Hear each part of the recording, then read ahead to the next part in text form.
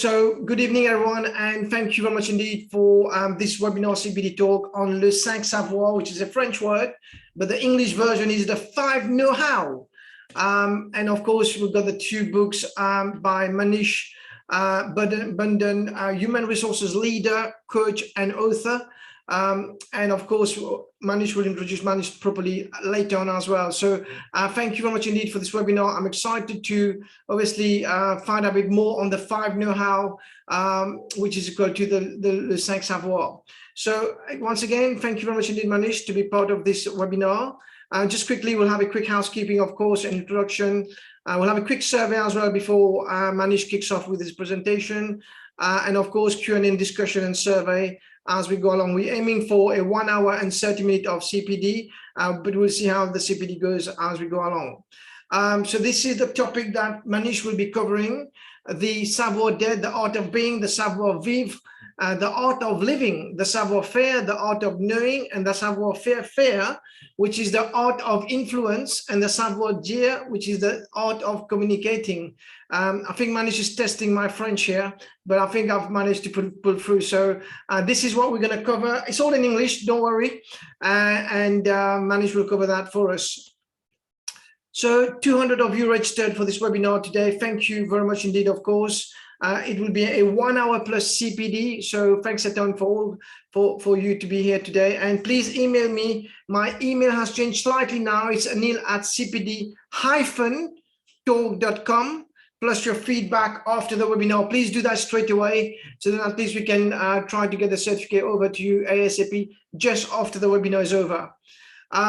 Thank you, Gogajo, and thank you, Manish, once again for giving back your time. You're not too well today, I understand, but despite that, you managed to decide to turn up and to give it your best shot. So thank you very much indeed for that as well. Many of you know me now, so love construction, love learning, love sharing, passionate about giving back. And also, I'm almost 20 years in construction now, getting a bit old, but I still got the passion. Honor, privilege, and humble again, everyone, to be part of this webinar.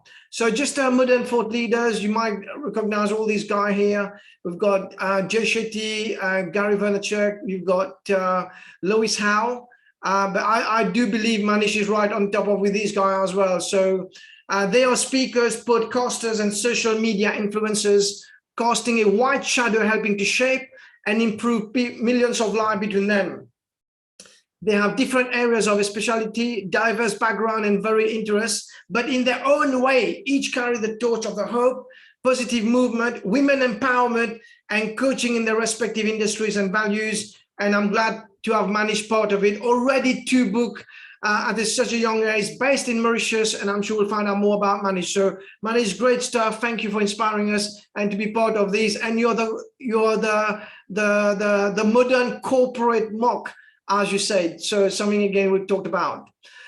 So Manish's first book, again, guys, which we will pick up a few quotes on that.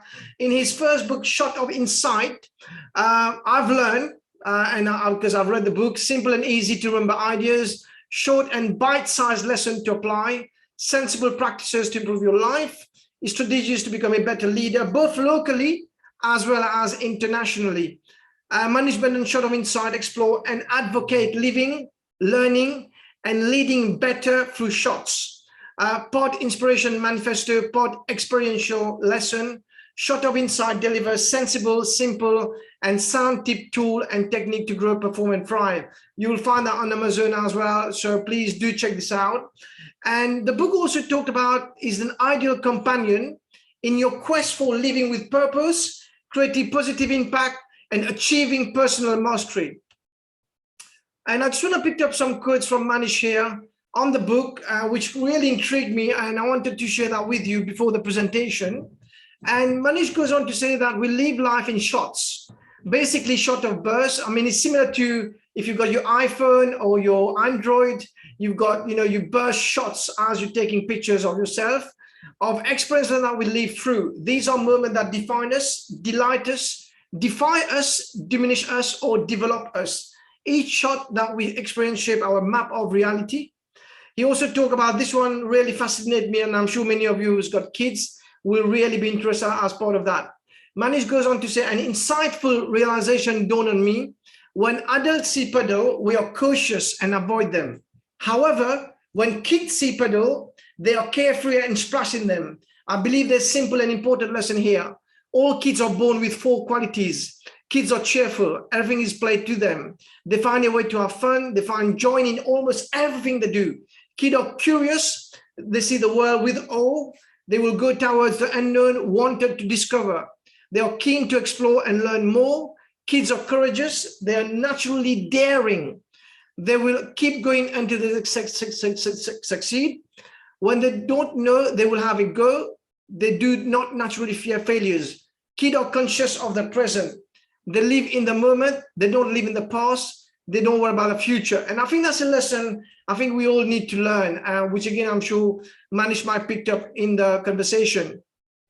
And finally, on Manish's first book, he talked about be with the emotion that comes up. Don't resist or suppress the feeling. Many of you are managers, project managers, and working in different kind of industry. What Manish is saying there is what you resist will persist. Instead, what you comprehend, you transcend. Hence, name the emotion that you experience, be it anger, despair, fear, hurt, helplessness, loneliness, sadness, shock. Emotions are temporary and need to flow. Again, please make a note of that one. And finally, I love this quote. Charlie Brown, we live only once, Snoopy. Snoopy says, wrong. We only die once. We live every day. And to me, that was a touching quote on the book as well. And before we introduce Manish, that's his book, which was launched 2 weeks ago. And it's the title, Disruptor, 9 Abilities of Agile Leaders. And in his compelling and timely book, Disruptor, Manish shows you how the most agile leaders deal with disruption. The book also includes the Disruptors Toolkit, which again, I've gone through to help you, your colleague and company to hone 9 key abilities to leverage and overcome the disruptive forces that are here to stay in businesses and your life.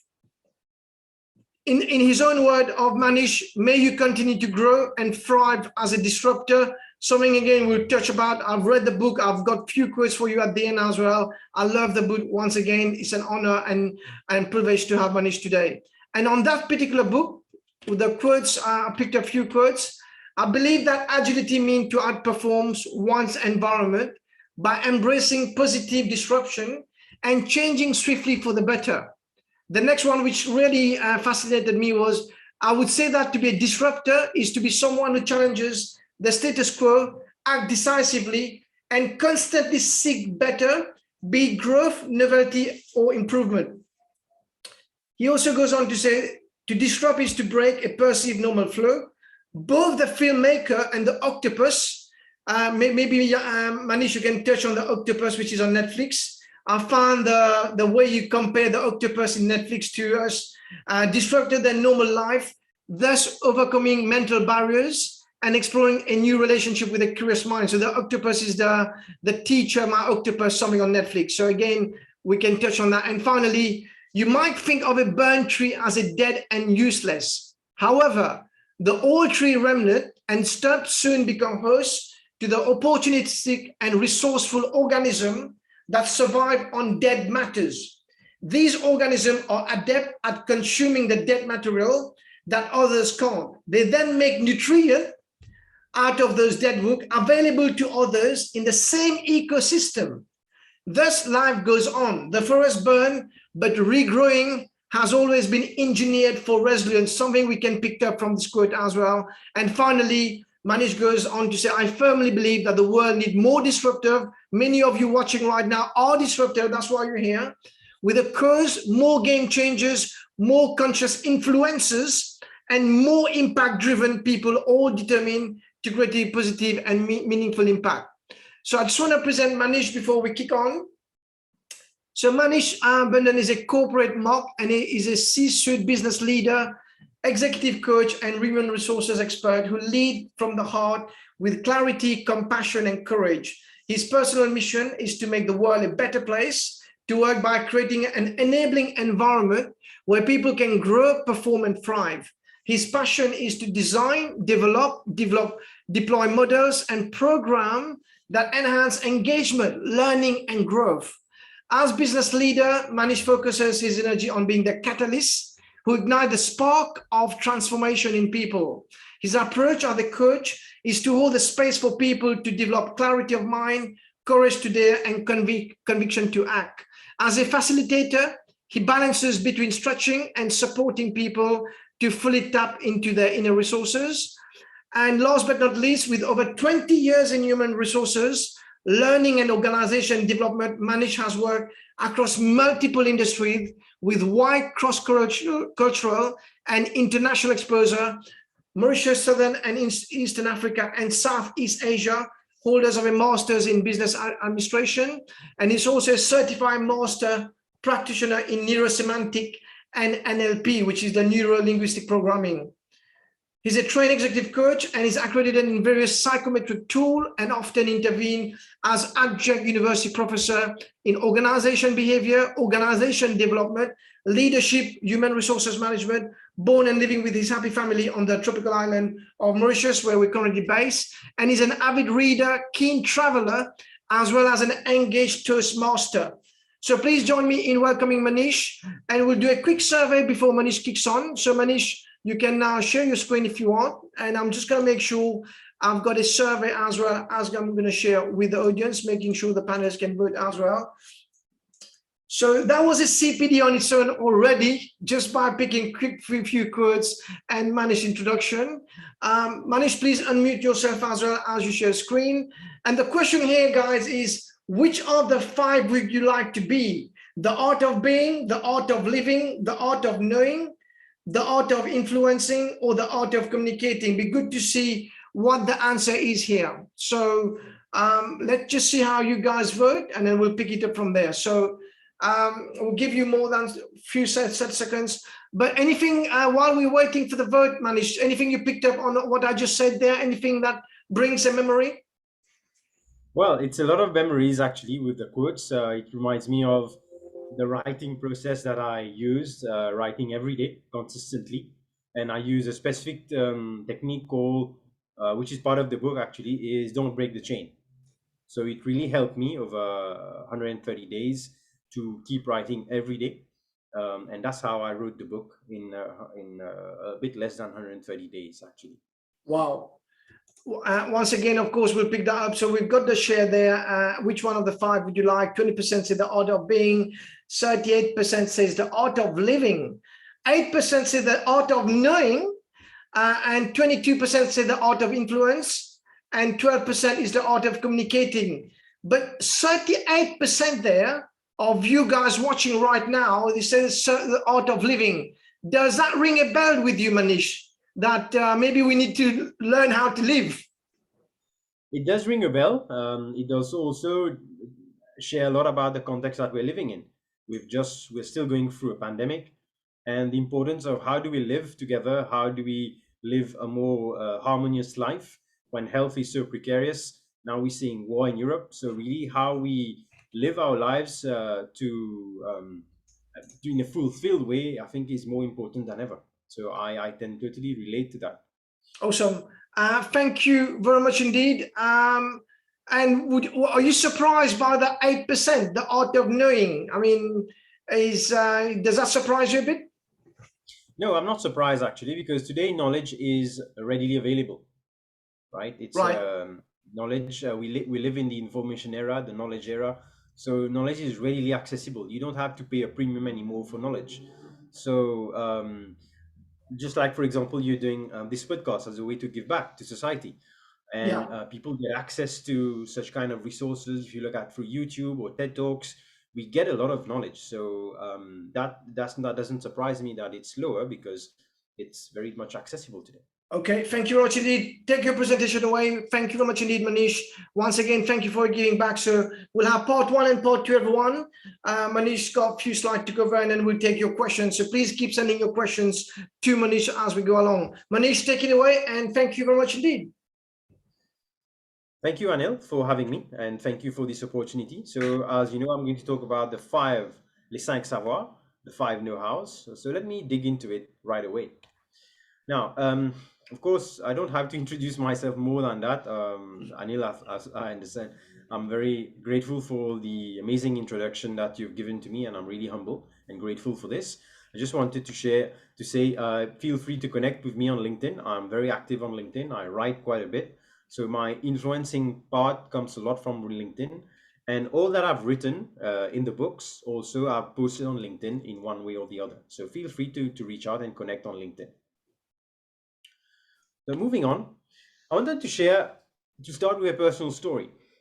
You see, we know life is a roller coaster with its ups and downs, with its highs and lows, with its peaks and troughs. And and yet we go through this roller coaster, be it on the highs, on the lows, with as human beings, feeling the emotions, feeling the experiences, and as I shared, we experiences are shots of experiences, shots of insights.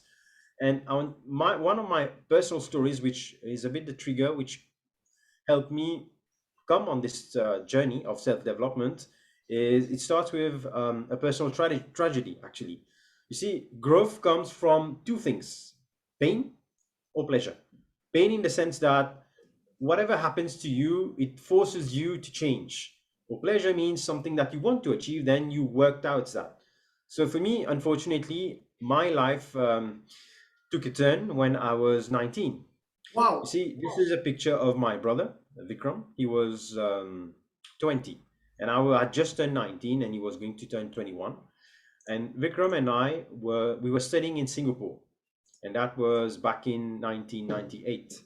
Vikram was in third year at studying engineering, actually. He was studying to be an engineer. And me too. I actually happened to be studying engineering with him. You see, he was my mentor, he was my role model, and whatever he did, I just had to follow. You know, when you have elder brothers who are role models, everything is kind of carved out for you. Just follow your elders. And one day, it was a Sunday in September. Actually, it was the 27th of September, 28th of September, actually. It was the 28th of September. And after a football match, my brother collapsed on the field. You might, there's something which similar which happened at the last Euro Cup concerning the player Christian Eriksen. It's the same thing that happened to my brother on the football pitch. Wow. Had a heart attack, a heart arrest, and by the time we realized what was happening, and I called the ambulance to come in, by the time the ambulance came, they had to start giving him electric shocks. And that day, I lost my brother. He passed away in the ambulance in front of my eyes. And when I reached the hospital, I must say it's the hardest thing I've ever had to do in my life was to call home and inform my parents that my elder brother, their eldest son, had just passed away. Believe me, it's and I'm sure you can understand, it's very hard. My father was a heart patient, and I really didn't know how to inform him that this tragedy had just happened. And what happened during the next 3 days was I went numb. I didn't have any emotions. I was in a state of shock. Actually, with hindsight, this helped me to bring back his body because I didn't collapse then. But Sure. it's only when I came back in Mauritius, when I reached Mauritius 3 days later with his body on the flight, that the reality hit me when I saw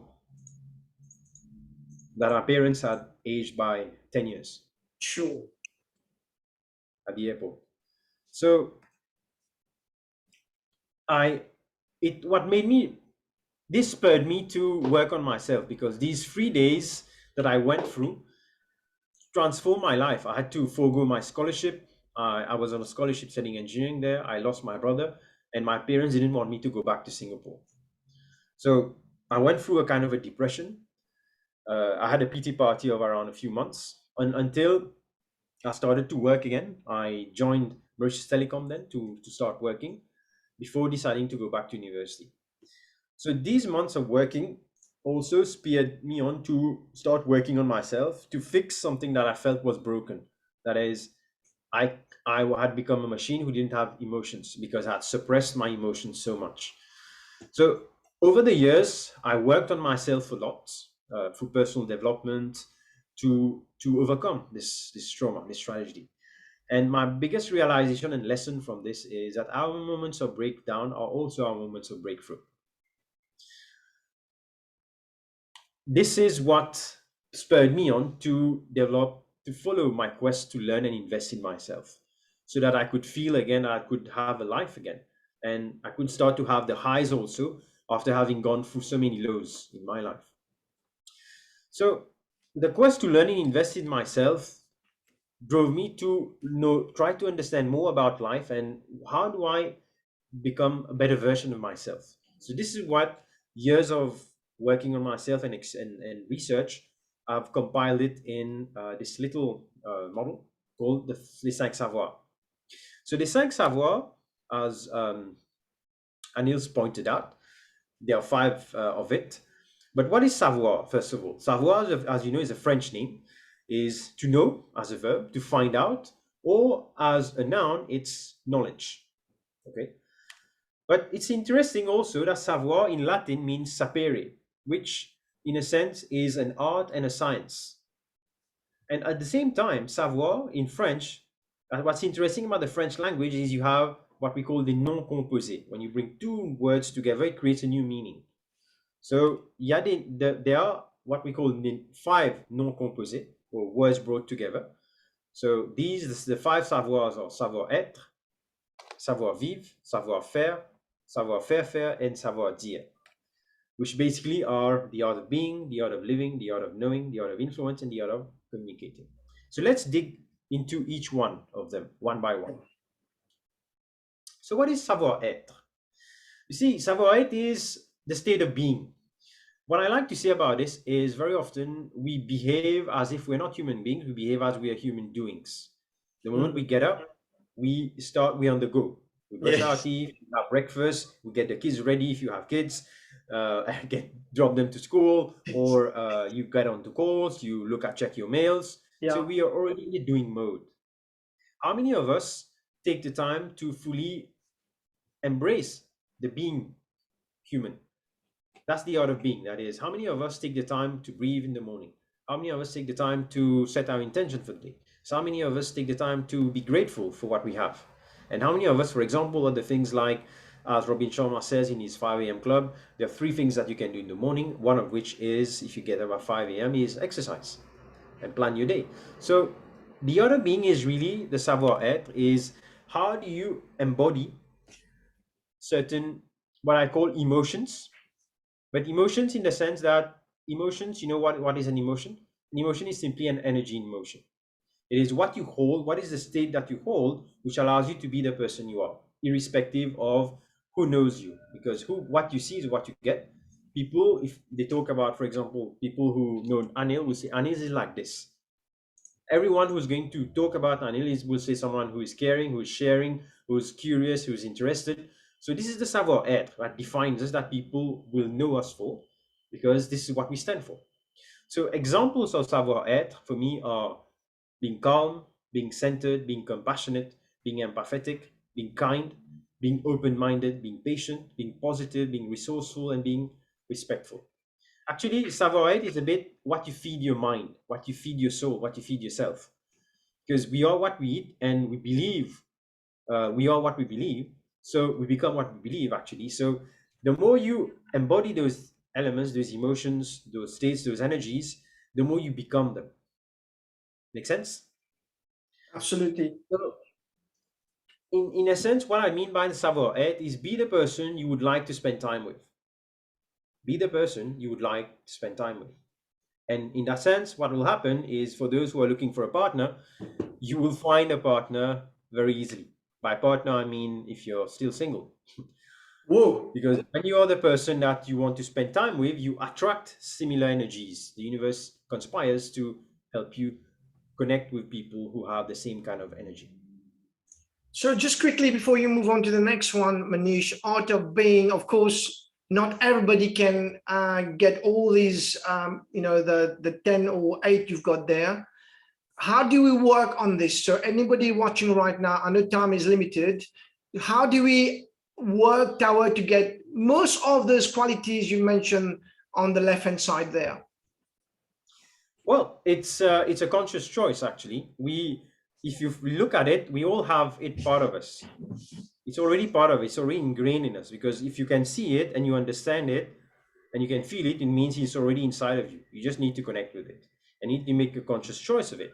So, for example, in moments where you're under tension, for example, when you're working at home, if for those who are still having hybrid work and your kids come in the room, Yeah. you can choose to be patient instead of being stressed or being impatient with them. Yes. Isn't it? Yeah. Yeah. So Yeah. Perfect. we have the choice, actually. The choice And is always ours and also what would the way you can develop it is you need to decide somewhere somehow what is it that is most important for you, what you would like to be more of, which you would like to spend time with, in terms of the type of person you would want to be known for, that you want to be with. absolutely. That's it. And I love all the keywords you've got there. And of course, anybody watching right now, I'd love you to be putting comments in whether how would you like to be improved on those calm, centered, compassionate, empathetic, kind, open-minded, patient, positive. So I hope one day I can capture all these qualities. And I think what you mentioned there, Manish, when you said we all wake up every day in the hope like we just get on and start, dropping kids, phones, email. And I think that's a good reflection that you've just mentored us to really take a backseat and reflect what do we need to do really as part of the daily course. Yeah, thank you. In fact, I see someone mention on a comment that being is the most important, the rest can follow, living, knowing, etc. And I fully agree. To be or not to be, as Shakespeare said. In fact, being is the start of it. That's why I started with being. The art of being is this, the where you start. That's the starting point. Awesome. And it's the art of being human, actually. What does it mean to be human? In your own mind, the question you need to ask yourself is, what does it mean for me to be human? Absolutely. Thank you. Okay. So next one, the second one is, let's see, yes, is number two is the art of living, savoir vivre.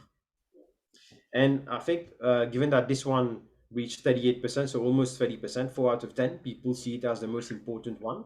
I can fully concur in the context, in the times we're living by, with so much disruption, change, uncertainty.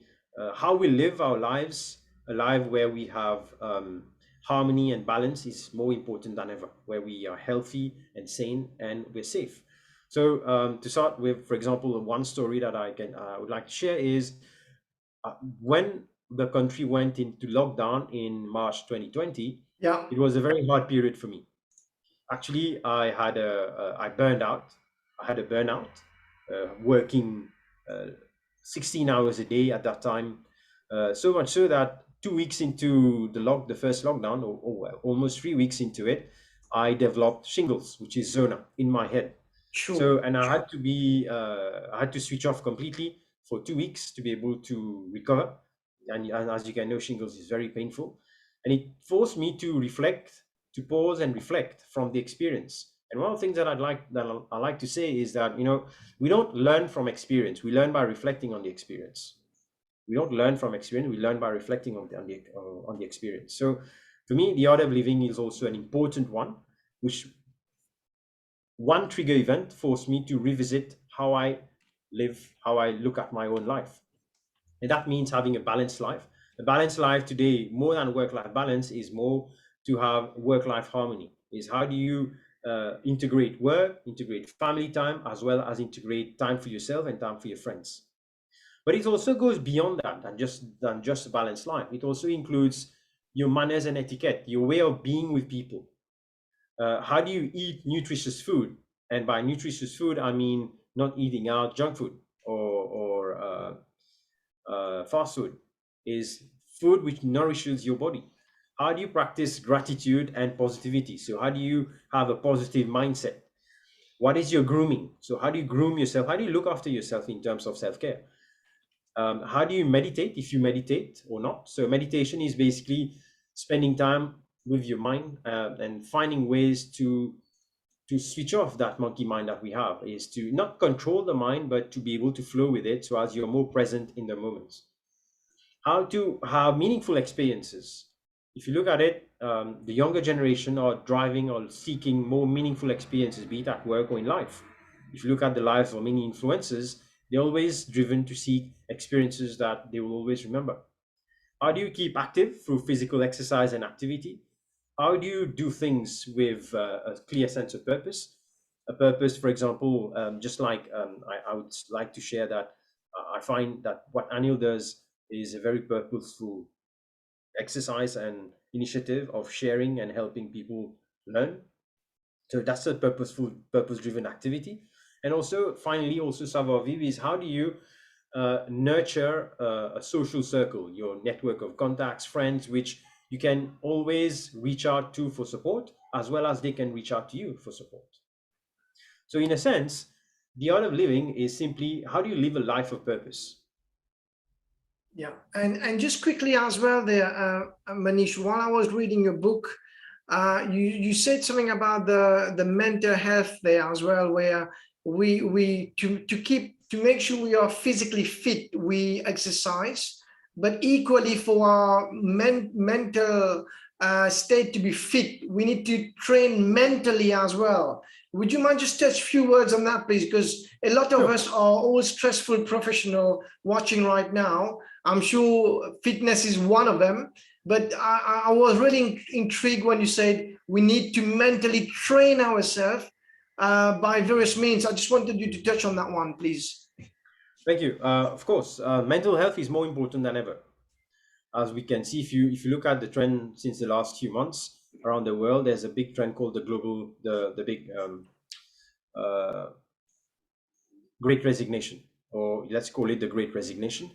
It's where a lot of people are moving jobs or leaving their jobs because they are burnout. So really shifting to find something which is more balanced for them is important, and having a life which is more fulfilling and balanced. In that sense, training our mind is important. I think the analogy is if you take the best sportsman, take the example of the Hussein Bolt, right? Yeah, When he used to run the 100 meters. There's of course the physical training and physical preparation, but there's also the mental preparation. If you look at if you watch the 100-meter race on the starting line, all of the athletes are preparing themselves mentally for the race. They're visualizing the race, they're getting into the zone, they're getting themselves prepared, they're prepping up themselves mentally. And in that sense, the mental preparation is equally, if not more important than the physical preparation. And the way we say it in sports is you don't win the game on game day, you win yeah. the game before the game, right? Wow. So it's really the mental preparation which goes into it. That's why, for example, for those who follow football, unfortunately at the moment I'm a Manchester United fan, so I don't have much to You be need happy about. you need to prepare them mentally, right? Yes, comparatively, when you look at clubs like Manchester City and Liverpool, who are at the top at the moment, they have a very strong team, but also very important is the mindset that drives them, the mental preparation, the mindset that drives this team to win, to support each other, to never give up. As we know, for those Liverpool fans, you never walk alone. So this is something which drives them and makes them successful. For those who follow Manchester United, when we had Sir Alex Ferguson, he made sure he prepared the team mentally, and he used to play mind Mm. games with opponents also, and that helped. So Okay. being mentally prepared is really important, is essential. And you will see the survey there, Manish. I've just picked up, as you said, you were affected by COVID. 85% said they were affected, and 15% said no. So, how do you relate to this percentage there? I think it's very apt to say we have all been affected. Um, the majority of us, 8 out of 10, 85% more. So affected in many ways, disruption in terms of our work, our family life, for those who have kids, schooling, as well as how all the elements are impacting on society in terms of some people have been sick, some people have lost their loved ones, relatives. So me too, I've lost someone in my family. And it's difficult not to feel that while COVID has affected us, it has also been for many a portal for change. Yeah, right? The total transformation. Because out of this, as I said before, your moments of breakdown are also your moments of breakthrough. So how do you, as you go through change, which is disruptive, how do you take it in your stride and become better out of it? Because at the end of the day, as we say, you have a choice. Whatever situation gets thrown at you, you have a choice to be better or bitter. absolutely. Thank you very much indeed. And I just wanted to pick one more item on the Savoir Vivre there. Could you just educate us a bit more on the grooming and image? Why is it so paramount to make sure we're portraying the right grooming and images to young people as well as to elder practitioners? Well, it's a good one. Savoir Vivre is also for those who, when you're in a position of leadership, people follow you for your strengths. Okay, you can only lead through your strengths, and your self-image creates your image that others will make up of you. So grooming in that sense is, how do you look after yourself? How do you look after your health? How do you practice that kind of self-care? So for example, today when you're going to work, are you going to shave or not? For men, actually. So are you going to shave or not? It kind of makes a difference, because if you're not looking after yourself and you're not caring after yourself, people won't take you seriously, isn't it? Absolutely. I do So, apologize, guys. I was so tired today. I did not shave, but I will definitely shave for the next webinar. Thank you, Manish, for that one. well, you, I don't have anything against people not shaving, but if you have a well-kept beard, it's fine. You know, it's not about not shaving, but this was just Awesome. yeah, an example. Yeah, So thank you moving very on. much indeed for this one. Really appreciate it. Of course, everybody do put your comments in as we will ask question as we go through. Thank you. Okay, I see there someone said, Manish said, we do not learn from experiences, but we learn by reflecting on experiences. So, grateful you could elaborate on this. Yeah, Yes, perfect. it's something that I quote in the book, right? That we don't learn from our experiences. In fact, we go through experiences in life and we don't learn from it if we don't stop, pause, and reflect on it. What did I just go through? What did I learn from this? Why did this happen to me? Or if not, how can I, what actually, what did I learn from this? Um, and how can I use this situation to be better? So let me give my own story that when I had burnout during the first confinement, I was forced to stop and pause and to adopt a more balanced approach to my life. Yeah, And what happened was when we went into the second lockdown, I kind of sailed through it because I'd taken the time to sit, reflect on, and see what was I doing right and what was I doing wrong. That what could I change and do better from this experience. So in the sense, we learn from experiences by reflecting on them, or else we'll keep absolutely. doing the same experiences. Life keeps on throwing us the same curveballs until we learn the lesson. Does that answer your question? I think that's a great answer. Of course, please put them in. But I love that point of view, that angle you came from, Manish, because there's loads of gurus out there that talk about we learn from experience, but you've gone a bit more deeper to it, which is fantastic. So thank you very much indeed. Please take it away. Yeah. So the next one, the third one is, well, one way of putting it is that's an exercise you can do, is a wheel of Yeah. life. So interestingly, given the fact that this came up as the top one, the art of living. So what you can do in a moment as an exercise is there are these 8 dimensions that we call the essential elements of life: your health, finance, career, growth, romance, family, friends, and fun. So you're going to give it a score of 1 to 10 at the moment with each of these core dimensions. 1 to 10 being you're fully satisfied with it, and 1 you're not satisfied at all. So when you do the wheel of life, it gives you awareness, and you visually see what aspects of your life that you are really happy with, that you need to keep doing, and what are aspects of your life that demands you to be more focused and be more present to. Yeah, So I you think can. Yeah, I think that's a great reel. I'm going to try to see if we can do a quick menti.com on this one while you move on. But I think that's great, Manish. to have this where we really can reflect on those. And I'm sure the scoring will differ from each core dimension. So I think that's a great one, and I suggest everyone to also take a screenshot of that because I love that, Manish. Thank you for sharing that with us.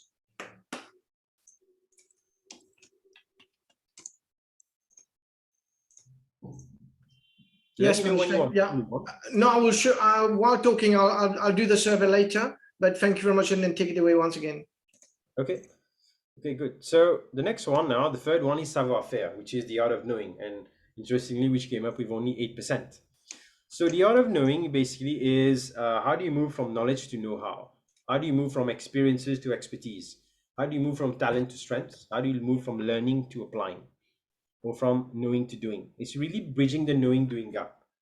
Because you see, when we go to university, when we go to school, education gives us knowledge, but knowledge is not enough. It's really how do you transform that knowledge into know-how? That is, how do you put it into application? And this is what's the important part of it. The art of knowing is just not knowing, but knowing and applying it into meaningful and useful practice. So let me share one example. For example, talent and strengths. What's a talent and what's a strength? A talent is something that you're naturally good at. Okay, we are all born with different talents, but a strength is simply an applied talent.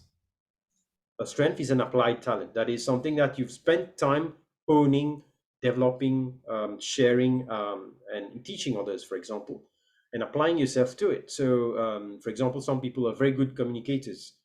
They're very good at influencing or communicating because they weren't born like that. They learned the techniques, they applied, they practiced it until they mastered it. So why this is important, the main element here is you can, as a leader, you can only play to your strengths. People will follow you because of your strengths.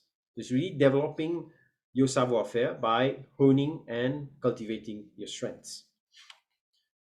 So the key message here is that we keep growing by learning. And as I mentioned before, why I tend to focus on strengths is that people follow leaders for their strengths. And yet our system, our education system, and even the work culture focuses on weaknesses or areas for improvement that you need to bridge, isn't it? What is often called areas for improvement or development needs. You might be focusing on that, yes, but it will never be a strength, actually.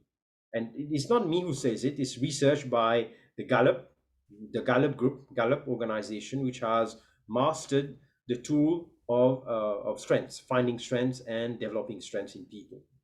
So always focus on developing your strength and keep growing by learning. Awesome. Any questions?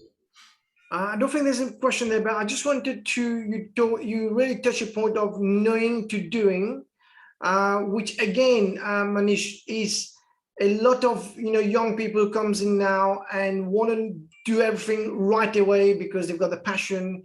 But you, as an experienced practitioner for 20 years, and I'm sure many leaders are watching us, and many managers and practitioners who are leading a team, it does take time, right, to get to the doing part. I mean, the knowing is a transition, and it does take time. I just want to, if you can just elaborate quickly on that, please.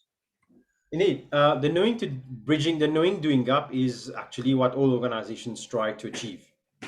Because when you hire someone, you have people on paper who have acquired knowledge, but how they apply that, what they've learned, their experiences, is what makes the difference.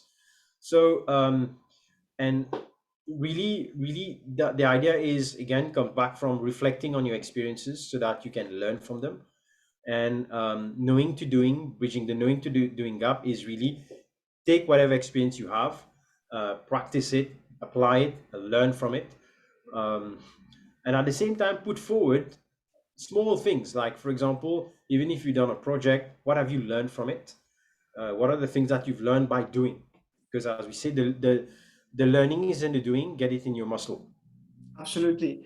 Manish, you also said, before we move on to the next savoir, you also mentioned about you write journals every day. So you've been writing for 100+ days.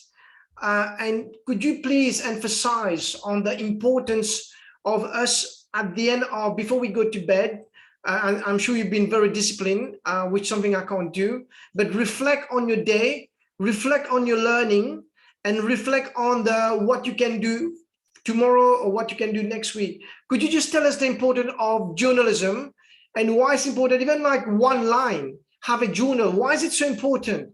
And I'm sure someone from yourself can just educate us, please, on that one. Yeah, of course. Journaling is important because it helps us capture our thoughts. Very often we might have great ideas, but then we just don't pay attention. We don't note it down. We don't write it down, and it kind of flows. We forget it. So journaling, in that sense, is important. It allows us to be in a creative spot, in a creative spirit, and write down whatever comes to us. Very often, our experiences, what we've learned, or things that we are planning. So it includes journaling. For example, you can journal about anything: what you learned, what you plan to do, what you want to do. Um, so, or just any thoughts, So, and it's a therapeutic process also for you to clear your mind, to develop clarity of mind. So that's one element. The second element about all this, you mentioned discipline and so on, is really, and I wanted to pick on one thing that you shared, is that discipline yourself is there's the whole element about it is really developing your own ritual. There's no hard or fast rule about it.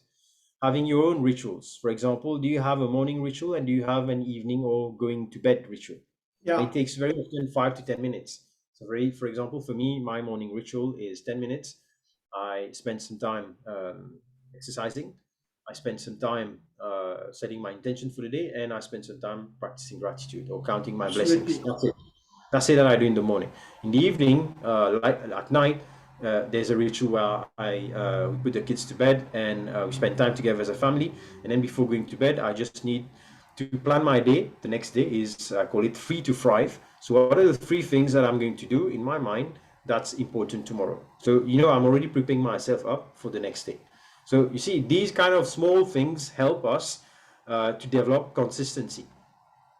All right. And finally, before we move on, I'm so intrigued by the way you're sharing the knowledge. Is anybody watching us right now? And we've got lots of people watching us right now. If anybody of us thinking of writing a book, I'm sure many of us want to write a book, leave a legacy. You've already wrote 2 books, and that's a legacy there for your kids, for your family, for us, and for all future professionals joining us in years. What would you be advised to start writing a book? Where do we start? I mean, bringing those knowledge, like you've got 80 plus here. How do we bring all this knowledge? Where do we start? Maybe a few words on there. Okay. Again, there's no hard and fast rule about it. There are different types of writing, different ways that you can spend writing. I use a journalistic method. That is, I spend time regularly, half an hour to 45 minutes per day in the morning. That's my best productive time. So I normally get up a bit early. Yeah. So 5:30 to 6:30 is the time that I use to sit down and write. So, and that helped. That worked for me. The idea is, don't wait. My key tip is, don't wait for inspiration to come. Okay. Start writing. You see, writing is like a muscle that you develop. It's like a muscle that you're flexing. Like you're going to the gym. The more you exercise the muscle, the more you develop it. In that sense, writing is a muscle that you develop. Yeah. The more you do it, the more it becomes easy. It flows to you. So wherever you are, start writing. One other tip is, start by writing and developing. If you want to write a book, start with an outline first.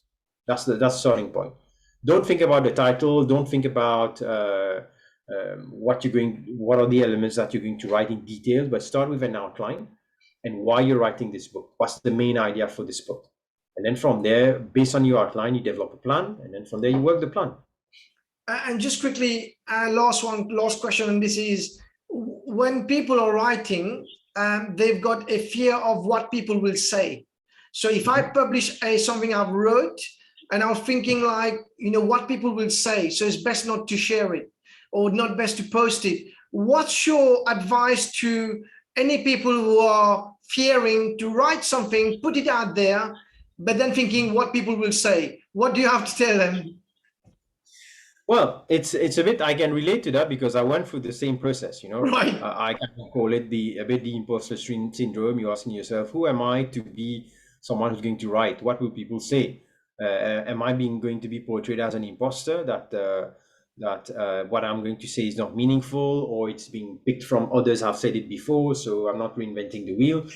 So all these thoughts come into your mind. And what changed for me was when I started to write, I set my head down into, okay, let me just do it. Let's get it done. Just do it. Right? Just write anything, right? Just write anything, do it. Right. So that's one, just do it. Right. A bit like night, just do it. But the main takeaway for me has been, don't focus on the messenger, focus on the message. If your message is important and valuable, that's the most important element. It's not about you, it's about the message that you're channeling. That is, you're the vehicle through which the message is being shared. It's not about you, it's about the message. Wow. That was a reframe for me, which helped me move forward. I think that's a really good point there, Manish. Don't focus on the messenger, focus on the message. I think that's a really nice wisdom to take away. Thank you. And there's one question coming up. A colleague, which is a member of the Royal Institution, the art of knowing remind me the 3 level of attainment and each competency for RICS. So basically what the anonymous attendee is saying, Manish, is that as part of becoming a chartered surveyor, if you're doing a particular module or competency, we have 3 levels. Level 1 is knowing, level 2 is doing, and level 3 is knowing and advising. So the knowing and doing is okay. And then we take it one step as a chartered surveyor, be it a chartered human resources or chartered analyst, is advising. That's where the value comes in to the client. And I'm sure you can relate to that as a human resources leader. Yes, I totally relate to that. It's a bit the story of, when you advise, it's a bit when you reach a certain level of expertise, where you've gone from knowledge to know-how to expertise. You're an expert in it because from your experience, you can pick up, or based on the science, you have the element to discern what's important and what's not important there. And then from there, you can zoom in and advise what's going to be the main element. You see it with doctors, for example. I once remember, I have one of my uncles, he's 70 now, he's a doctor. And I was asking, well, how now do you do diagnosis when you're consulting patients, that you do your diagnosis so quickly? It's just like, for me, it's connecting the dots. From experience, so I've consulted so many patients that now when I see 1 sign, 2 signs, 3 signs already made up, I connect the dots and it works. So actually, and that's where, from experience, we develop that expertise that we can apply. So yes, that's the highest level of knowledge, of know-how. Wow, awesome. Thank you very much indeed. Take it away. Yeah. So next one, I think there's a break question time here. We've covered 3 of it, Savoir, Etre, Savoir, Vivre, and Savoir-Faire, before we go into the other 2. Okay, so everybody, if you have any questions, please do send them through. There's one question coming in. You will see on the screen as well. You can relate to it as well. There's a question from Ajay. I would like to write a report on real estate development in Mauritius for the past 3 years and the coming 2 years. Any tips from you guys? So maybe Manish, you can touch on that. But also, as Manish is thinking about this question, please, can you have any question that you want to talk about on art of being, art of living, and of knowing? If you have a question, and then we'll move on. But Manish, if you can pick a question there. I think what could be interesting, there are 2 elements, Ajay, for this. Thank you for sharing this question. Be happy to share my own personal perspective.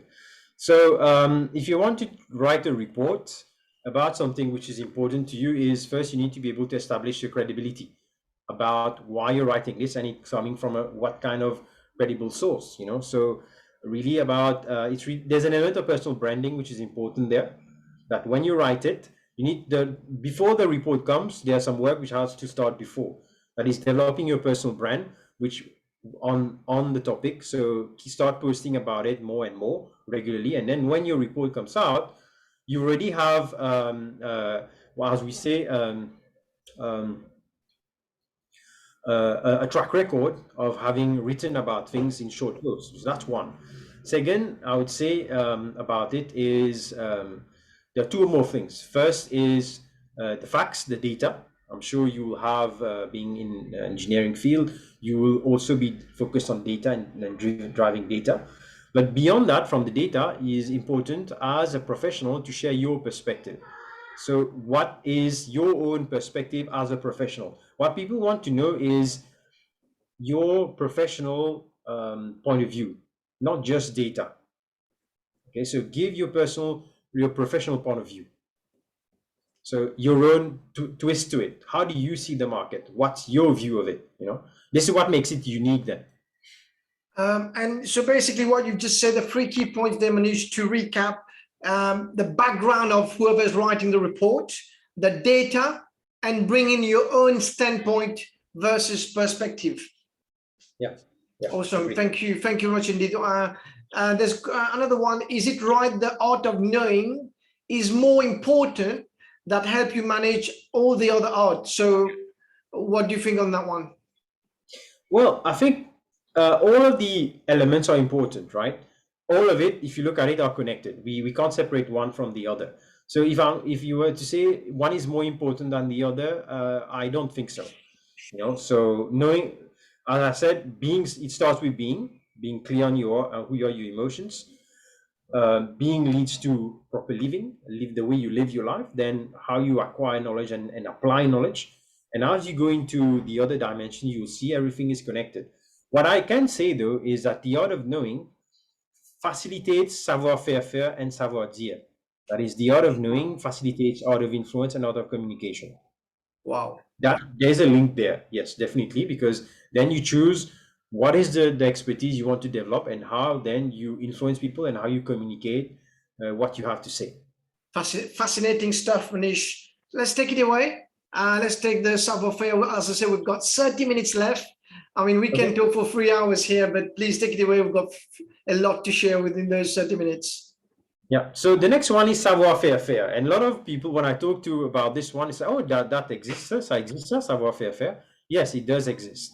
And as we say in French, Savoir Faire-Faire means the art of getting things done through people. You see, the more you grow in your career and you take up management or leadership positions, it's not about doing yourself, not about being an individual contributor, but more about being a manager or a leader who gets things done through others. So that's the essence of Savoir Faire-Faire. What it means is, how do you influence people positively? How do you lead by questions? That's the example of coaching, the leader as a coach. As a coach, you help people find their answers. So for example, when someone comes to you and says, boss, qu'est-ce que je peux faire? What do I have to do now? And very often, most of us will jump into, okay, providing a solution. And yet people don't grow from it. So if you lead by questions and get them to find their own answers, that's how you're acting as a coach. So you're leading as a coach. The other element is how you delegate effectively, and as well as you empower. So there's a key element, there's a key difference here. Delegation is the difference between delegation and empowerment. Delegation is you delegate the task but keep the responsibility. Whereas empowerment is you delegate the tasks and the responsibility. So people are empowered with responsibility and accountability as well as the tasks that they give. So that's the main difference. The main difference between delegation and empowerment is mainly about accountability and responsibility. So, and I mentioned then also coaching, as well as you can act as a mentor. So how you help people learn by mentoring them, and guiding them, counseling them, as well as how do you act as a sounding board. So for example, sounding board means people come to talk to you just to bounce off their ideas so that they have a different perspective. So Savoir Faire-Faire is all about interacting with people to be able to get things done in a positive way. So as I mentioned, it's really getting things done through people. Questions? I just wanted to pick up on, I think there was a mention on your book, on the second book regarding accountability as well, which I picked up as a disruptor. And it was quite a fine line. I just wanted you to maybe just distinguish between accountability and there was the keyword you use in the book there. I just wanted to pick it up. Just one sec. I don't know if you remember, Manish. I just want to check. It was to do with being responsible. So the difference between being responsible and the difference and accountability. I'd love you to maybe just kind of open that a bit for us. Yeah. So, and that's an important element, not just because I'm in human resources that I share it. is that the people very often confuse responsibility for accountability. It's not the same. Okay. And the way there was a very wise gentleman by the name of Clem Center. Well, he's still alive, actually. He's a scenario planner, and he used to teach at Cambridge and at Oxford, actually. Sorry, at Oxford, and then he's based in South Africa now as a scenario planner. And Clem says, when everyone is responsible, no one is accountable. Okay, when I repeat, when everyone is responsible, no one is accountable. What it means is, as a team, we have shared responsibility. Okay, but at the end of the day, there has to be one person who takes accountability for the results. Very often it's a team leader, you know. So the fine line is really defining who is accountable. So that when you reach a bottleneck, who do you escalate it to? Who takes ownership for making sure that things keep moving and we are not stuck anymore? So that's the fine line which is important to define when it comes to accountability versus responsibility. Awesome, awesome. Thank you very much indeed for this one. And just before you goes on to that one, Manish, I just wanted to pick up. Managed to multitask in between while you were talking to share this question as we go along. And I just wanted to know what is important for you right now, everybody watching as part of the Wheel of Life. If you can just give us the number one priority, which we can just pick up, whether it's fun, health, finance, career, growth, romance, or family, which I picked up. Unfortunately, we can't do 1 to 10, but I'd love to see what is the most out of it as I managed to really kind of put this together. And what's important for you right now, Manish, as part of the Wheel of Life while we're waiting for the audience to vote? If I would say at this moment, right now, is my health. Yeah, you know very well. Exactly. That's the poisoning, but yeah, at the moment is health, really health. All right, perfect. So most of the audience has picked up. I'm just going to share the poll now and share the results. So as you see the result here, we've got 5% fun, 45% health, 7% finance, 10% career, 12% growth, no percentage for romance. What's going on, guys? And 21% for family. How can you relate to this at the moment? Is romance is zero, Manish. As a coach, as a human resources leader, do you have anything to say about 0% romance here? What's happening? Well, it seems people are very happy. The other half, you know. So, yeah. But I'm not surprised about health. You know, the health dimension is it's really taken a very important, preeminent position in people's lives today as we go through the pandemic. And it's just no longer a question of whether we'll get it, is when we will get it. COVID. Absolutely. Perfect. So thank you very much indeed, everyone. I'm a bit disappointed with the sharing of love. We'll pick that up at the end, hopefully.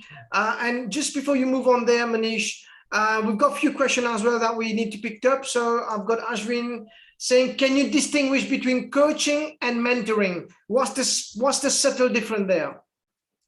Yeah, coaching and mentoring. So it's a simple one. Coaching, mentoring, actually, the way I say it is, coaching is a subset of mentoring. Okay, so mentoring involves coaching people, counseling people, and connecting people. Okay, so there are 3 elements to mentoring. That's why we say coaching is a subset of mentoring. That is, it forms part of mentoring. When you have a mentor, actually, mentor comes from Greek mythology. Mentor was, if you remember, Ulysse, or Ulysse in Greek mythology. He left his son Telemachus with his old friend Mentor to look after his son. So to growing up while he went on his travels. And so Mentor helped to grow his son, to coach him, to counsel him, to advise him, guide him, as well as to connect him with a wider network and contacts. So that's the difference.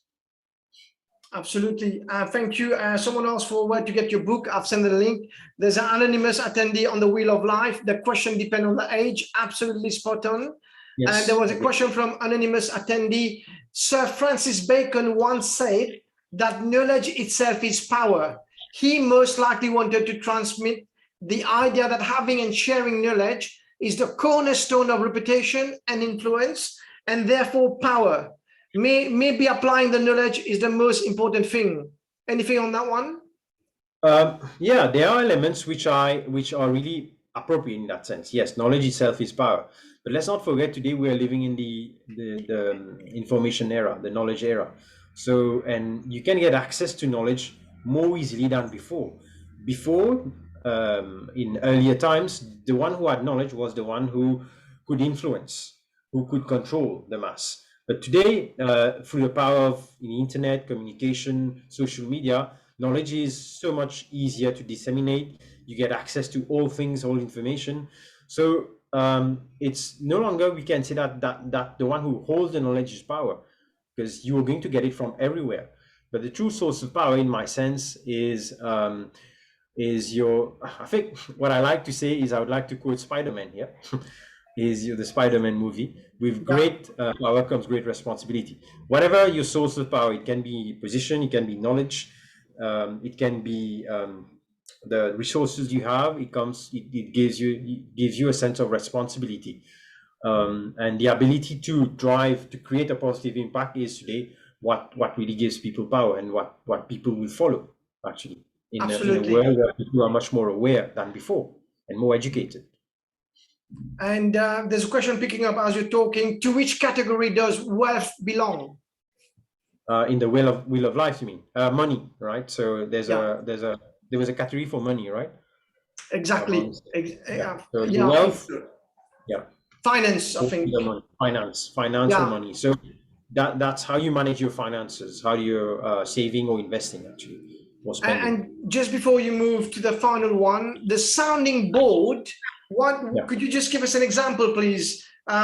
They're all we can do, but the sounding board, if you can just put a bit of context to it. Sure. You see, it's very often when we need to take a decision, it's always good to run it through certain people that we trust, people who will lend us an attentive ear, who will just help us see a different perspective, or else just listen to us, just simply listening to us, holding the space for us, help us develop clarity. So a sounding board basically is simply someone that you share your ideas, you bounce off ideas or experiences, your close friends or family members who you know will always have your back. So that's a bit what I call having a sounding board. Wow, awesome. And I'm sure many of us have that. But just quickly on the sounding board though, Manish, sometimes we don't want to do the sounding board because it does kind of, we are afraid to get constructive feedback. What's your advice to that? So let me share one element. Why women manage stress better than men? You want to know? Whoa. Okay. It's proven that women manage stress better than men. You know why? Because women have a social support system. They are friends that act as sounding boards, that they share details about their lives, what they're going through with their friends, more than men. Agree? As men, we will share with our friends how things going on. We will be short and concise. But women will share whatever they're going through, their emotions, their experiences. And the more you express it, you're expressing the energy, the emotion. You're releasing stress simply by sharing what's on your mind, what's putting pressure on you. So a sounding board helps us to better manage stress as well. And that's why women doing better than men, actually. Wow, awesome. Thank you very much indeed, and take it away. Okay, the next one, well, actually, coming to this element, is what's a boss versus a leader when it comes to the other things. If you go on Google predictive text, you'll see my boss makes me. This is what you'll get. Do it on your mobile phone, you'll see. If you're on a laptop or on a mobile phone, just do it, you'll see. Right? My boss makes me, and this is what you get. Examples of it. It kind of shares the state of the world when it comes to bosses. So the idea is be a leader, not a boss. Okay. Yeah. So, but I'm also fascinated by the boss there, Manish. I never thought that when you do my boss make me and all this comes up, it's just incredible. And I'm sure many can relate to that as we go through the questions. But And I never thought this about that, seriously. is based on what Google finds, based on what people share. When you do the predictive text in the search engine, this is what you get. My Wow. boss makes me, and this is what you get. You see, so you could also say my spouse makes me, but it's different. So Awesome. I'm sure now, many can relate to that as well while we're watching, but yeah, thank you. yeah. So what makes a successful leader? So at Google, when in a couple of years ago, they did a project called Project Oxygen, where they did number crunching on their performance management system and what made the best managers at Google, best managers and best leaders. What they came out with was the top 8 skills, the top 8 qualities of a leader, a successful leader at Google, is the following: be a good coach, empower your team and don't micromanage, have empathy, being genuinely interested in your team members' success and well-being. Don't be a CC, that is, be productive and results oriented or outcomes oriented. Be a good communicator and at the same time listen to your team. Help your employees with with career development to help them grow in their career. Have a clear vision and strategy for your team. And it's only technical skills comes only at number 8. It Wow. ranks only 8 when it comes to what makes a successful leader. So if you look at it, the top 7 skills that makes a successful leader are all people skills, are all soft skills, as we call it. Wow. Awesome. Awesome stat. So, there were books where they say like 70% is more, as you mentioned, about the red or like the 70%, and the blue one, the number 8 is 30% of a successful leader. Is that correct? 70% versus 30%? Yeah, I would say so. It's a bit like the soft skills which really make you, because the more you grow in your career, the higher you go, the more it's about influencing and then getting things done for people. So it's really about developing the people skills to be able to listen, to communicate, to have empathy, to coach, to help people grow. It's all about getting things done for others, and it's not just giving orders. You know. Awesome. Thank you very much indeed on this one, Manish. So let's move on to the last one, Yeah, which is perfect. Savoir. Okay, and it's really about sharing a clear and compelling message. Le savoir-dire is also known as faire savoir. So comment faire savoir? How do you communicate? How do you present things? It's really mastering the art of storytelling and providing feedback. In fact, also it involves the art of managing conflicts and being able to have courageous conversations, which people very often shy away Yeah. from confrontation and courageous conversations where we need to manage conflict and we need to have difficult conversations. What I would like to pick out here is one important element which we don't do enough of is storytelling in communication. And yet we learn the best through storytelling. You see, I've shared a few stories in my Yes. keynote Yes. here. I I'm sure noticed. you Yeah. always remember my origin story, the one with my brother, right? You will remember my first, for example, confinement where I had a burnout.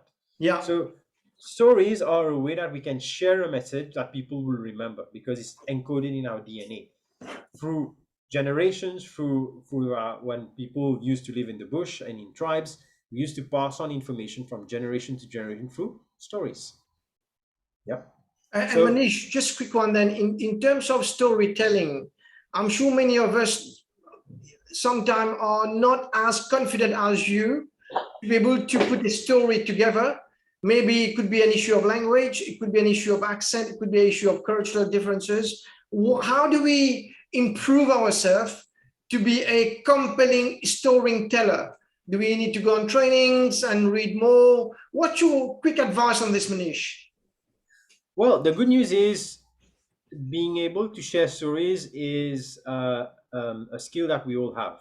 It's an innate skill as a human being, because we connect with people, with our friends, we share stories, isn't it? Yeah. Right? We don't share textbook quotes and so on. We share stories. So it's a skill that we already have, but we're not aware of. We need to connect with that more. So that's one. So that's the good news. The other thing is it's a learned skill that you can, as I said, it's a talent that we have, which can become a strength. Okay, so an applied talent. So how you do it, you can follow courses on communication and storytelling, or you can join a Toastmasters club like I did a few years ago. It really helped me to develop three things. It helped me to find my voice about who am I and how do I express myself. It helped me to craft my message through stories and how I can connect with people better. And it also helped me to grow through feedback. So you see, so in that sense, speaking clubs like Toastmasters helps to really help us develop our communication. Of course, there's also online courses where people can join in. And as you mentioned, the free keywords there, find your voice, connection, as well as getting feedback, because storytelling is so powerful. Like you mentioned already, Manish, we're already connected with you through your stories. Yes. Yeah, indeed. I see someone, Malini, shared people who retire shortly should share their experiences through storytelling. Indeed, we share our experiences can only be shared through stories because what you did, what happened, what you did, and what was the outcome, what you learned from it is a valuable insight, which is priceless when you learn from the experience of someone who is a seasoned practitioner, isn't it? And I can tell you, Manish, I'm in the construction industry. There's so many stories. There's so many leaders watching us right now. We have so much to share. Like, it's truly incredible.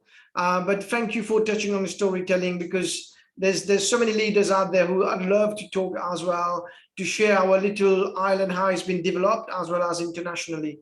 Yeah, please take it away. So the storytelling was one of the subwords here. Yeah. So moving on, I'd like to move on to so the art of developing storytelling communication comes from ancient Greece. We call it the art of rhetoric. Okay, so the ancient Greeks used to develop the art of rhetoric or the art of public speaking, and they used to call it ethos, logos, pathos. Okay, you've heard of this before, no? No, never heard of it before. So again, another new thing I've just learned. And anybody who haven't, please put a comment on the chat box just to pick that up. Ethos, pathos, and logos. Right. So We how do have you people from Nigeria watching us. It's not Lagos, guys. It's logos. logos? Yes. Exactly. So ethos tends to be your style. That is who you are, your character. So people will follow you because of your character, your credibility, and the congruence that you display as a person. Are you congruent? Do you do what you say? So that's a big ethos. So you will always follow someone who is credible. Okay, so who has a likable character. So we'll always be aware. So the ethos part is a bit the art of being. Okay, the the pathos is a bit the soul part, that is the rapport that you build with people, the emotions that you share, how you connect with human beings, how you connect with emotions and stories. So for example, pathos is I opened up my soul to share my own personal story about my lowest point in life when I lost my brother. So and it was a way for me to build rapport with the audience, to so that Yeah. people see at the end of the day I'm also human. I'm not a guru or something. We all are human beings having different kinds of experiences. And the last part is the substance, what you share, what you say, is logos. So how do you put it in the form of language and you use logic and structure to communicate what you need to say. So the art of rhetoric, how you master communication, is really developing your own style linked to your character. How do you engage with people? You build rapport, connection, and using emotions and stories. And finally, how do you structure your communication using logic, language, which makes sense, actually. And Manish, let me just pick that up as well. I'm just going to share a quick survey. Which one are you guys? Are you ethos? I mean, ethos led, or pathos, or logos led? Be great to have that as part of. I can see Manish voting as well there as part of the panelists. So, which one are you? I mean, again, we're learning so much out of this webinar, Manish. Thank you. We've got 10 minutes left before we conclude. And I'm just going to end the poll. Which one are you? Are you stylish? Are you with lots of soul?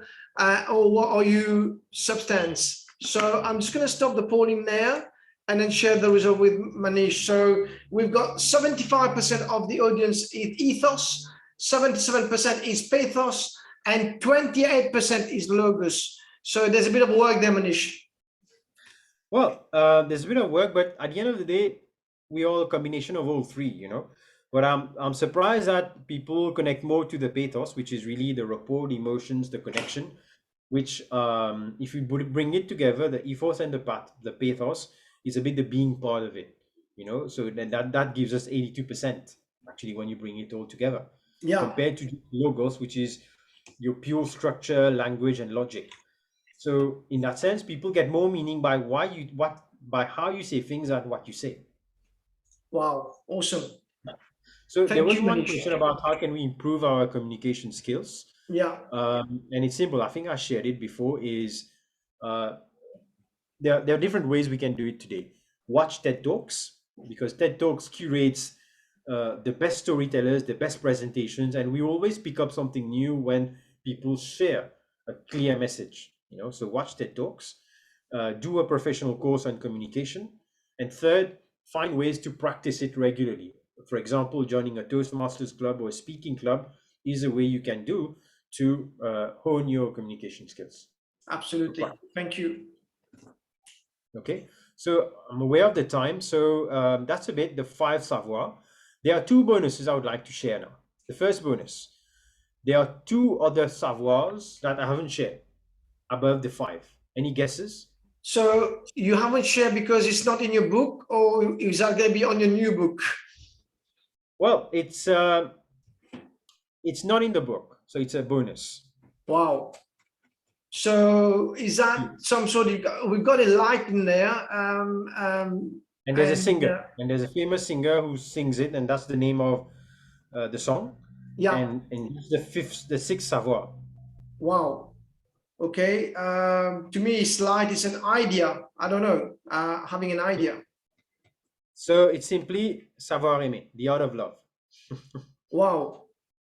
Okay, Savoir aimer. This is Florent Pagny, the French singer, and it's a very nice song. If you would like to listen to it afterwards, please feel free to listen. It's a very, very powerful song, Savoir aimer, and it not only talks about loving people from a romantic point of view, but really Savoir aimer starts with loving self. Do you love yourself enough? How much self? Every love starts with self-love, just like leading start with leading yourself. Love starts with loving yourself. So Savoir aimer, in a world today which is being characterized by so much change, disruption, and even war, where we're seeing so many casualties in Europe, in Ukraine, it's because there's not enough love in the world. So really, Savoir aimer is really how do we love ourselves and love comment nous aimons nos prochains? How do we love people around us, the people that we care for, Yeah. and how do we show it? And you do talk about that in your second book on self-love. Um, in fact, there's the third book I'm writing will Shots of Wisdom will have some elements of that. There's an article I wrote about this, which includes that. And in fact, Savoir aimer, the art of love, as I mentioned, is self-love, is loving people for who they are, providing love to your loved ones. At the end of the day, love is the highest energy, is the highest emotion, and we always do things, amazing things, out of love, isn't it? So, and this is something that we should never forget, Yeah. that love is a powerful healing energy, and a lot of people will go to amazing lengths just for love, for their family, for their kids, for their spouse, for their parents. So Absolutely. Thank you. And let's find out the second one. so there's a question actually before moving of Oh yeah. So the question is, oftentimes you find yourself with all the content you have to put out, but unfortunately you find it poorly delivered to the internet audience. What can someone do to improve the delivery of the prepared message? okay, so a couple of tips. Know your audience first, right? So start by knowing your audience. What's the audience you're facing? Is it a board of directors? Is it managers? Is it workers? So then you need to tailor make your message for the audience. That's one. So know your audience and tailor make your message for the audience. Third, find ways to engage. That is, your message needs to have an introduction, a body, and a conclusion. So introduction means, in that sense, what are you going to share? What are you going to do? What are you going to talk about? Your body is you're going to expand on that, a bit like we've done with essay writing. And the conclusion, you kind of summarize what you just said. So that's the simple way of doing it. And the Absolutely. other tip that I use is I use the power of three. Okay, the power of three is simply uh, put your points in your elements, your ideas in three main points, not more than that. Three main points, 3 to 5, we call it. So, and it's been used in the art of rhetoric for many years. The Greeks mastered it. Yeah. And if you look at it across history, the best communicators, influencers, orators use the power of three. Julius Caesar said, Veni, vidi, vici. I came, I saw, I conquered. Tony Wow. Blair, education, education, education. You Yeah. know, government of the people, for the people, by the people. Yeah. See? There was one at that time, it was, I think, François Hollande, when he said, moi président, point, point, point, moi président, dot, dot, dot, moi président, dot, dot, dot, three Yeah. times. See? 3 times has an impact. So communicate things using the power of three, and that influences people, and it helps craft a clearer message. Absolutely. Thank you, Manish. Yeah, so let's go for the last one. Yeah. We have 3 minutes to go. The last one, which savoir do you need to, well, I think there was another one. No, I didn't put the last one. So the last one, I removed it, but the last one is simply the art of learning. Yeah. D'accord? The art Savoir of apprendre. learning, right? The art of learning, savoir apprendre. How do you learn? So it's one way you can call it is called meta learning, learning how to learn.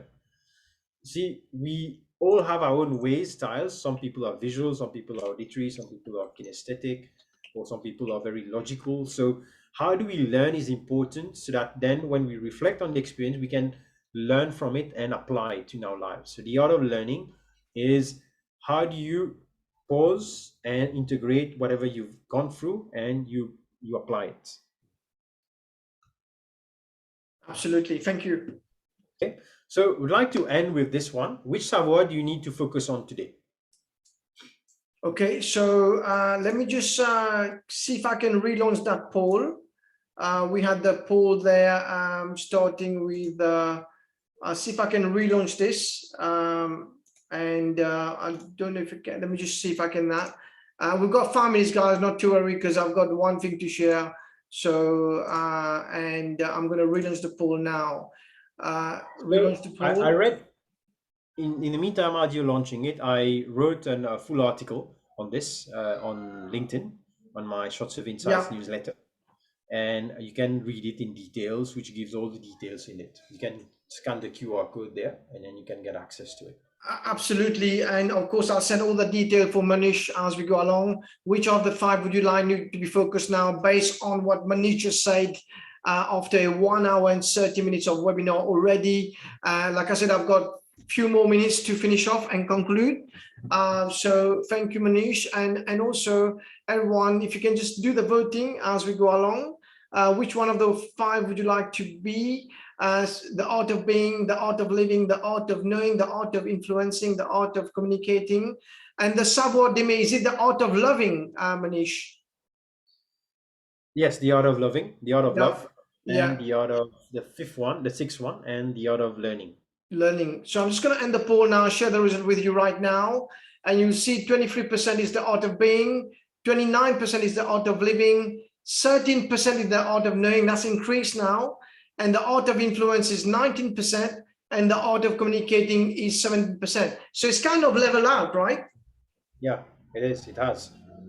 So people, maybe based on that, we did a pre and a post. It shows that people are more aware and more balanced in that sense. Absolutely. So I'm just going to share a final slide with all of you as we conclude.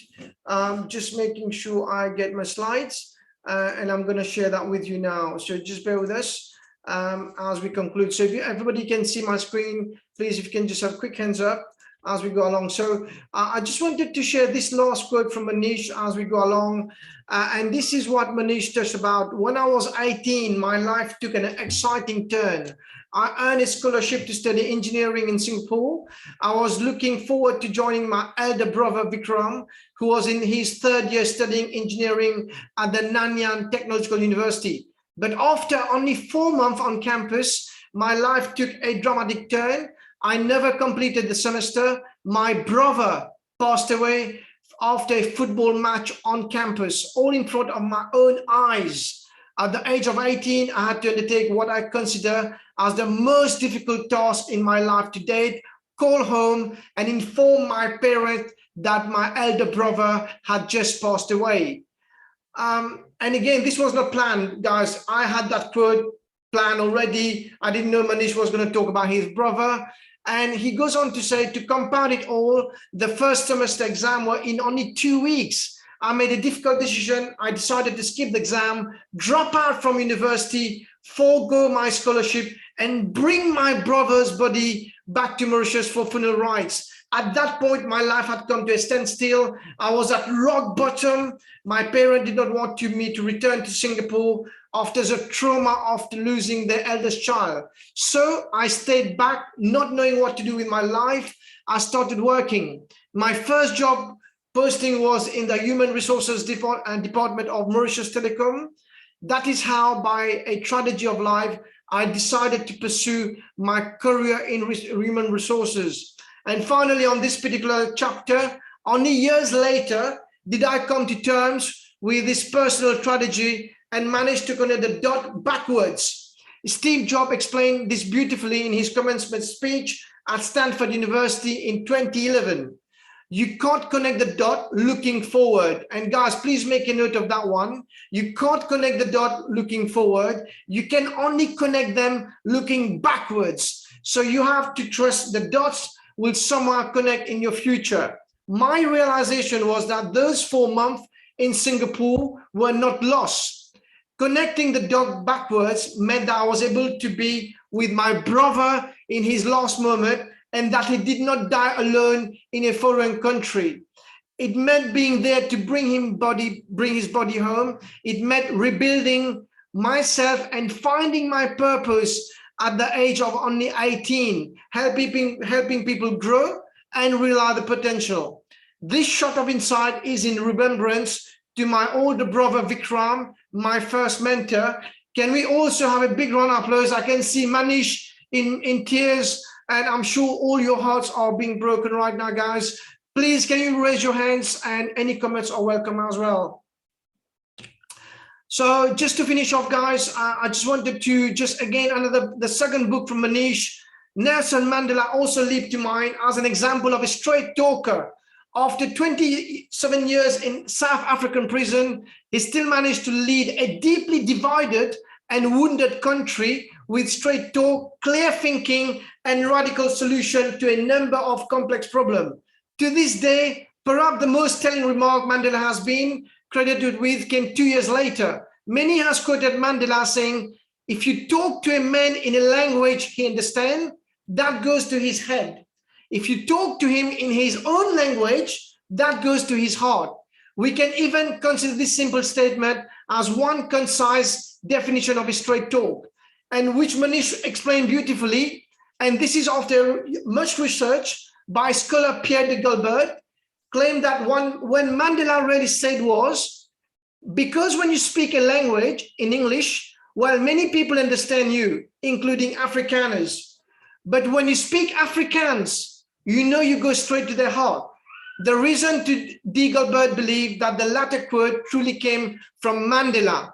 Afrikaans was the language of the prison guard who kept him confined, and Nelson spent 27 years drawn out, years talking. So please, guys, make a note which we can use on a daily life. And finally, to conclude, do you remember one of history's original disruptors named Heraclitus? If not, you are forgiven. After all, he talked about the disruption caused by change some 1500 years ago. It is in changing that we find purpose, he affirmed. We live in a world that is in constant flux. So rather than be disrupted, passive or reactive, be the disruptor you're watching right now, being proactive and anticipative. I sincerely hope this book helps you, your friend and colleague, enhance awareness, get ready, and develop the abilities to be an agile leader in action. My earnest wish for you is to be the disruptor, a true force of nature who embraces self-leadership and create a positive impact on the world. May you learn, grow, and thrive. So finally, I will just do a final thank you. So Manish, from the bottom of our heart and on behalf of all participants today, endless thanks for your invaluable time and for giving back and for being a role model. And I'm sure that's just a start. And finally, what Manish says to us on his book as a tribute, allow me to share my purpose, which is twofold. Firstly, as a business leader, and secondly, as an executive coach. My purpose as a leader is to be the enabler who make the world a better place to work. I do so by creating an enabling environment where people can grow, perform, and thrive.